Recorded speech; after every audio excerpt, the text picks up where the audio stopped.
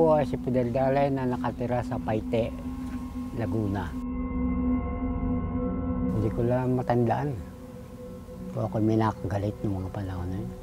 May makakababait ko naman eh. Hindi ko nga malaman kung sa trabaho ko may nainggit sa akin.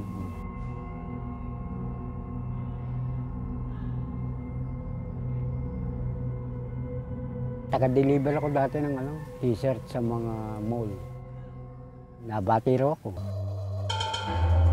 Basta nangyari sa akin eh, nag-umpisa na mamaga itong paa ko.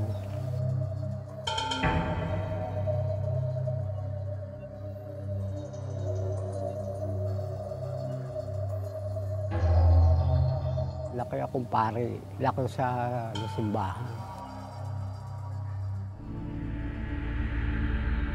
Ako'y nagsiservisyo sa pare ng mga panahon na yun. Kaya hindi ako lubos na paniwala doon sa mga ganyan. Kung sa simbahan nga, marami rin kaluluwang humihingi ng mga panalangin doon. Pero yung lakas ng aking pananampalataya eh, hindi ako nakaya ng igupon. Eh, simula nung hindi ko na sapatos, eh, hindi na ako pwedeng mag-deliver. Minsan meron mall na hindi pwedeng pumasok eh, kailangan nakasapatos. Medyo nagtutubig-tubig na, medyo may bumabaho-baho na. Eh, yung ginagawa ko lang palinis po rito, yung agwa ko sinada.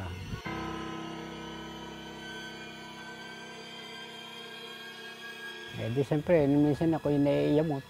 Bale ang tukso sa akin ng mga eh hindi ko mamaya, baka ako nagagalit. Eh, pasensya na lang.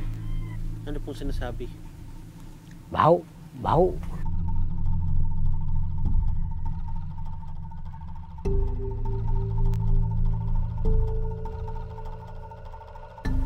Eh, sa tagal siguro ng tagal ng aking pagtitiis, eh, hanggang sa nabanat na nga yung balat, nagsugat. Nabanat na yung pinakang sukdula na yung...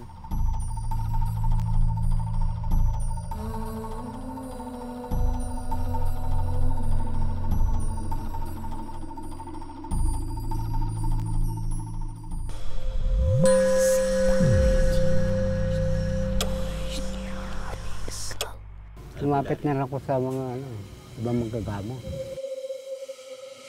Yun na nga yung sabi, nakasipa ako lang nang hindi nakikita. Hanggang napakarami ko narating dito sa loob ng Pilipinas. Kung nabati raw po ko. Wala na, hindi na gumaling-galing ang sugat ko ng mga panahon na.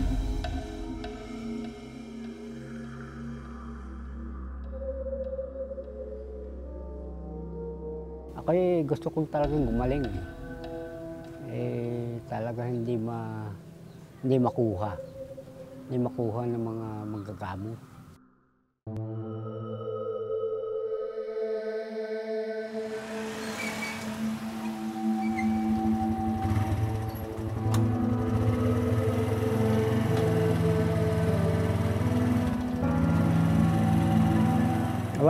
Pagka ito'y kumirot talaga ng gusto, ay hindi na ako nakakalis ng bahay. Hindi na ako nakatatayo. Talagang sobrang sakit. Katulad niya kanina, medyo masakit-sakit pa, nilakad ko na. Eh, tsinelas ko, medyo gawa ko na lang doon. Isip naman kung ba't ako nagkagana rin. Seryosong tao naman ako. Eh, kung bakit nagkaganto ako.